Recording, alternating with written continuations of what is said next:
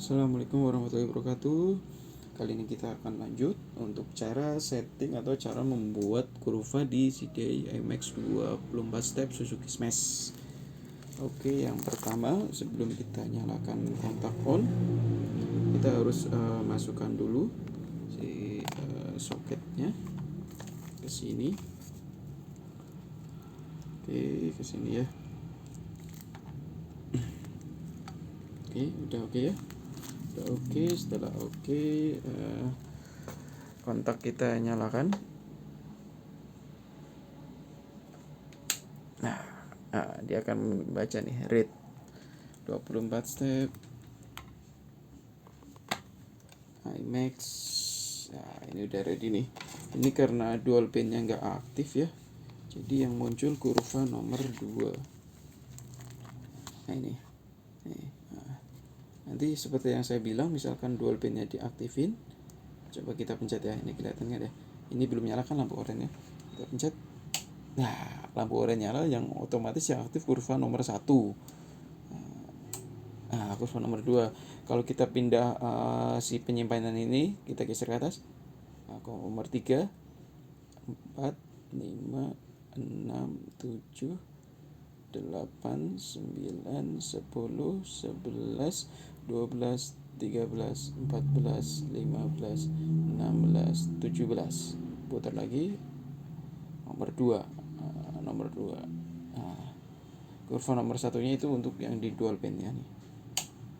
Nah, ini kan. Oke. Untuk cara settingnya itu, sebentar saya cek dulu kurva yang masih kosong. Saya putar dulu ya di sini.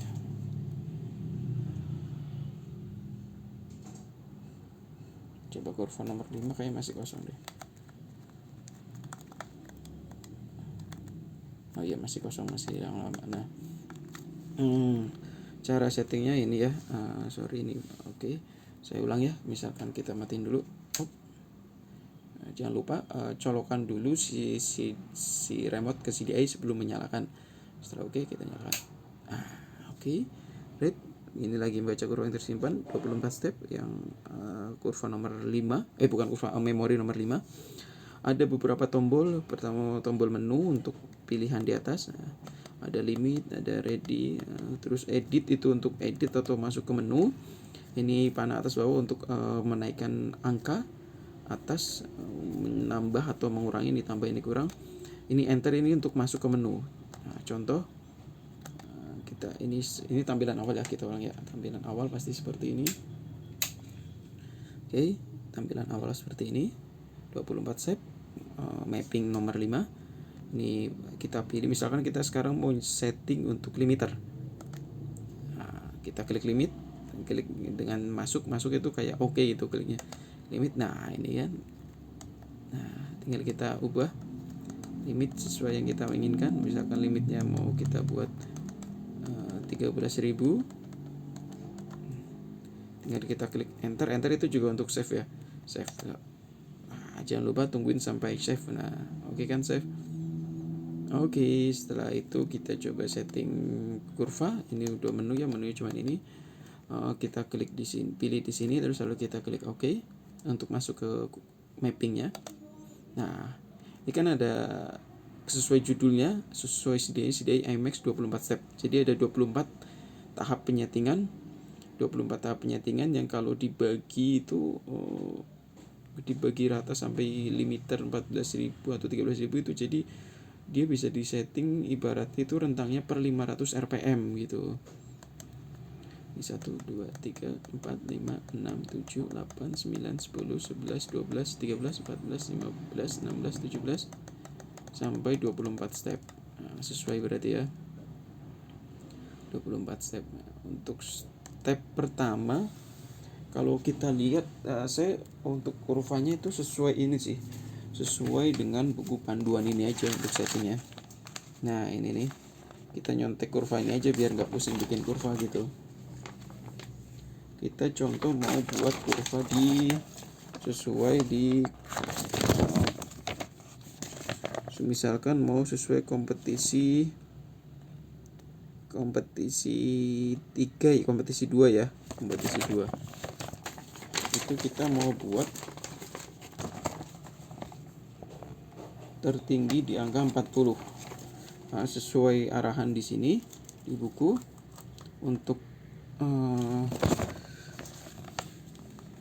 kelihatan kan? Kelihatan ya? Oke, sorry lurus. Nah, ini untuk stepnya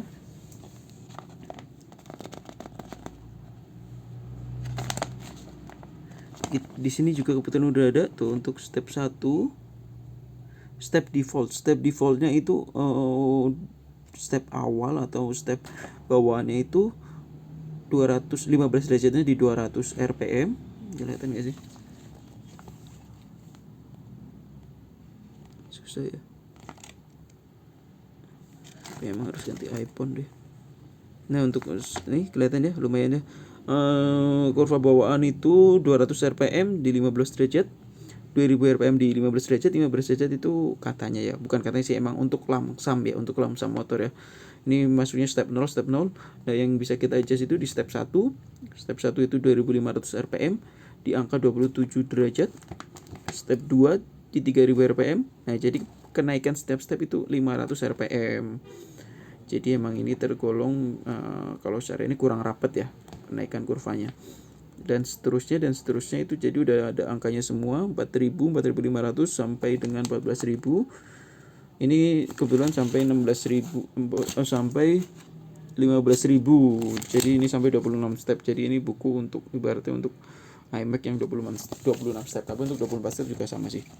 Karena nanti tinggal diatur aja. Oke, ini buku panduannya. Jadi nanti tinggal nyontek sini. Nyontek di buku panduan ini ya. Oke, HP ini jatuh. Nyontek di buku panduan si yang dari PRT ini. Oke, setelah itu kita bisa mulai penyetingan. Ini remote-nya. Tadi kita udah saya ulangin dari awal. Pertama ready, kita masuk ke ini menu enter. Kita ulang, pilih menu untuk set limiter di angka 13.000. Kita klik enter untuk save. Nah, sampai ada tulisan save. Ready berarti udah siap. Kita ke mapping nomor 5 atau memori 5 yang akan kita setel. Kita klik enter untuk masuk. Nah, ini map 1 kita itu mau pakai kompetisi 2 di angka 40. Kompetisi 2 kurva nomor 33, map nomor 33 dengan titik pengapian tertinggi di 40 derajat. Oke ya, 40 derajat. Oke, ini kita masuk edit. Ini kan ada 2 kan, yang atas itu tuh, ini kalau nyala berarti yang bisa diedit itu yang RPM. Kalau mau pindah ke bawah tinggal klik edit. Nah, ke atas lagi, pindah lagi. Nah, step 1 itu sesuai gambar ada di 2500 rpm, tertinggi di 27 derajat. Oke, setelah itu kita misalkan mau diubah, tinggal klik ini atas bawah, atas untuk menambah, bawah ngurangi. Ini juga sama, ngurangi. Nah, setelah oke, klik save, klik enter ya maksudnya. Terus tinggal curve mapping nomor 2 atau step 2 masuk. Step 2 di 3000 rpm sesuai, tertingginya 30. Kalau untuk kompetisi 2 ada di 35, jadi kita ubah ke 35. Save lagi. Mapping nomor 3 nih, step 3 di 3500 rpm sudah mulai masuk ke kurva tertinggi 40. Nah, tinggal kita edit aja 40. Oke ya. Jadi kurva tertinggi itu rentan waktu untuk katanya untuk peak power atau puncak power itu ada di 3500 sampai 9000 rpm. Nih, jadi ini dari kurva nomor 4 sampai nomor 14 itu 40 semua. Nah, ini langsung kita ubah. Biasanya angka rpm-nya udah sesuai sih. Jadi kita kayak tinggal mengubah ininya aja nih atasnya. 40 sampai nomor 7, sampai nomor berapa tadi, sampai nomor step 14. 40 40 lagi 40. Itu udah step 11. Step 12, 13, 14. Nah, ini 14 ibaratnya di puncak peak powernya. Di step 15 mulai turun ke step 15 sama 16, turun ke 39.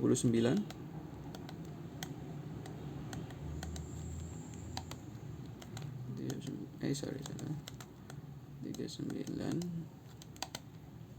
Step 17 turun lagi ke 38, 17 dan 18.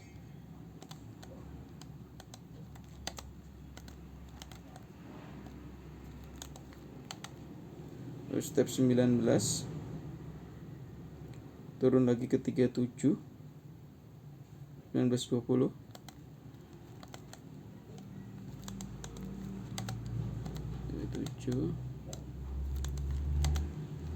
Step 21 turun lagi ke 36, 21 sampai 24 itu udah ke 36.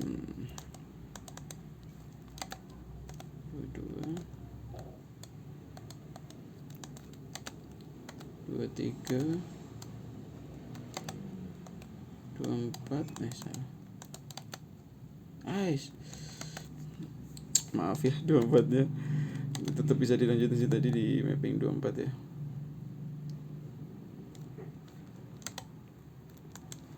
22 udah 36, 23 udah 36, 24. Nah, ini nih 36 ya.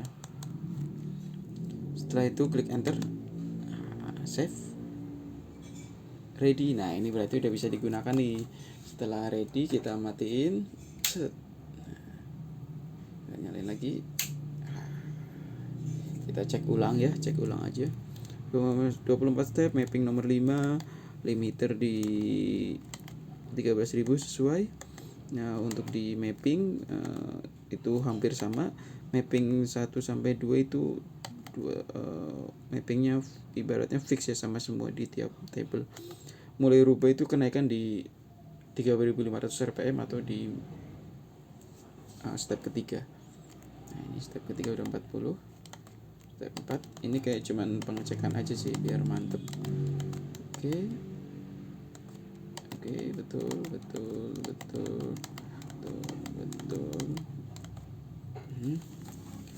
Mulai turun. Oke, coba turun lagi. Turun lagi 37, turun lagi 36 sampai 24. Nah, udah save ya. Oke, setelah itu apa lagi ya? Udah, jadi intinya misalkan pun si DI ini pun nggak di setting ya, itu udah bisa langsung dipakai. Di motor standar ya. Di motor standar itu nanti kurva atau mapping yang terbaca itu mapping general dari 1 sampai 16. Nah, ini ya, tuh ada semua, jadi udah terbaca. Maksudnya ini nggak kosong banget, udah ada isinya gitu, tapi ya cuman 1 sampai 16 aja gitu. Coba kita contoh ya, kita coba cek untuk kurva nomor tadi kan sampai nomor 5 udah ya. Kita coba di nomor 6 isinya. Kita putar dulu. Nah, nomor 6 ya, kurva nomor 6 kalau kita samakan itu pasti udah ada isinya. Coba nomor 6, limiter sama ya 13.000 karena ini limiternya cuma bisa disetting 1 kali. Nah, kita masuk. Nah, kurva 1 pasti semua sama 27, 230. Nah, ini untuk benar itu map general itu step 2 30. Oke. Step 3 di 34. Nah, kan 34 berarti ini masuk ke mapping nomor 6 sesuai. Masuk ke kurva tune up 34 derajat itu. Ini pasti sampai 9.000 rpm 34 semua.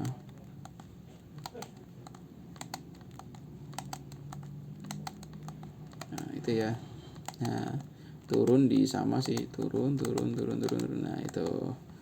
Jadi istilah kasarnya ini bisa digunakan langsung, cuman ya mappingnya jadi nggak sesuai gitu.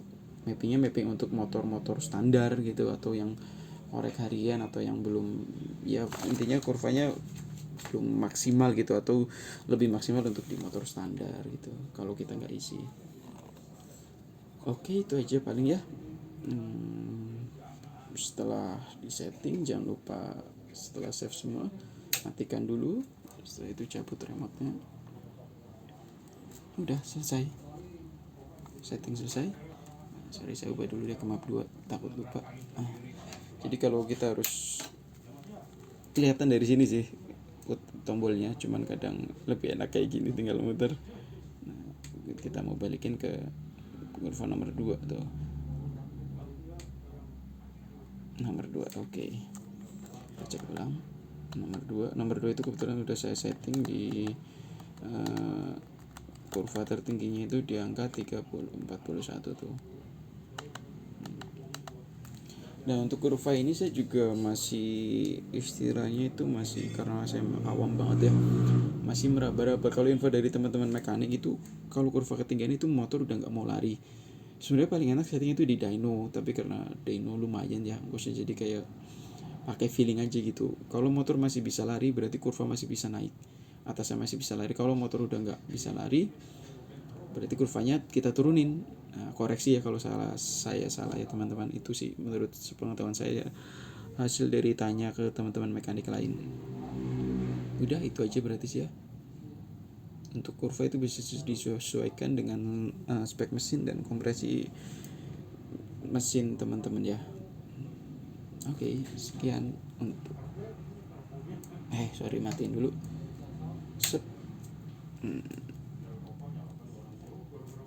Oke. Saya coba ini juga ya, jelasin sedikit untuk si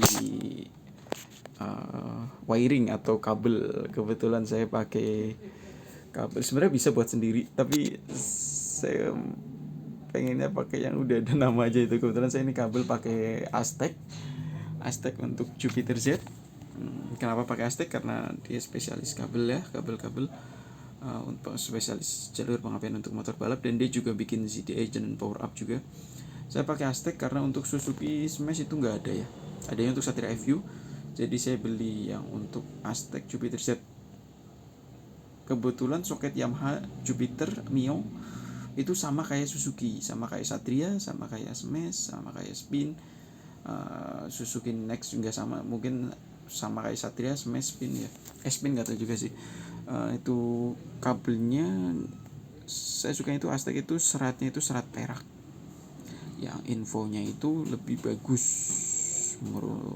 dan saya dapat dari datanya itu lebih bagus untuk menyalurkan kelistrikan, yang nanti efeknya jadi ke pengapian jadi lebih bagus dan stabil.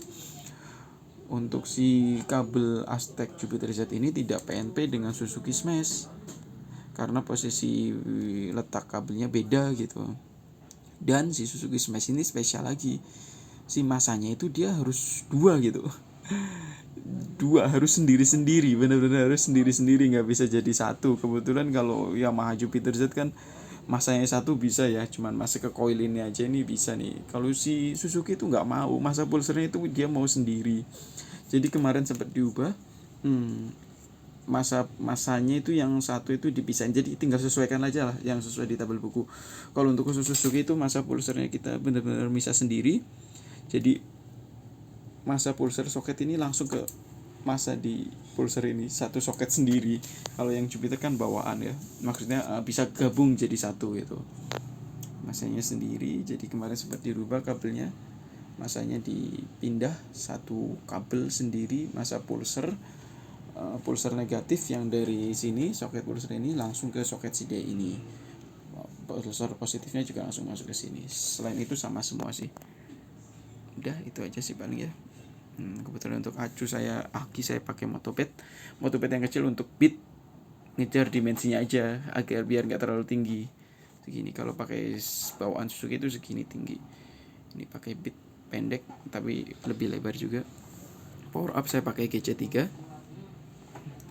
Oke, nyala seperti ini. Saya pakai power up yang bisa disetting untuk si output keluarnya, karena infonya untuk si DIPRT ini maksimal si daya atau arus yang masuk itu di 14 volt atau 14,5. Saya ambil tengah 14 volt. Ini kebetulan akinya baru, masih stabil 12,6 volt, belum dicas. Ini bisa disetting ya, disetting si ininya, besaran output keluarnya nih, ada tombol di sini. Putar-putaran pakai obeng. Nah, ini nih. Oke, itu aja sih kayaknya ya. Untuk dari segi kelistrikan atau pengapian saya pakai coil YZ125. Balancer atau magnet saya masih pakai ori, cuman magnetnya dilepas, jadi tinggal sebutannya apa ya, rotor ya. Sebutannya tinggal rotor kopong aja, nggak ada magnetnya. Jadi ini udah nggak pakai spool, pengisiannya nggak ada, udah ngandelin dari aki. Jadi nanti akinya dicas manual. Ini sebutannya udah total loss ya, total loss. Oke, terima kasih, sekian, assalamualaikum warahmatullahi wabarakatuh. Tunggu video selanjutnya. Kita ini udah tinggal tes di lapangan sih, tes jalan. Kebetulan sama ini baru tes belajar aja. Nanti rencanakan kita tes di sirkuit kali ya, untuk tes track 201 meter. Karena kalau untuk tes road race kaki-kakinya masih banyak sekali PR. Oke, udah cukup sekian. Besok lanjut lagi. Terima kasih. Assalamualaikum warahmatullahi wabarakatuh.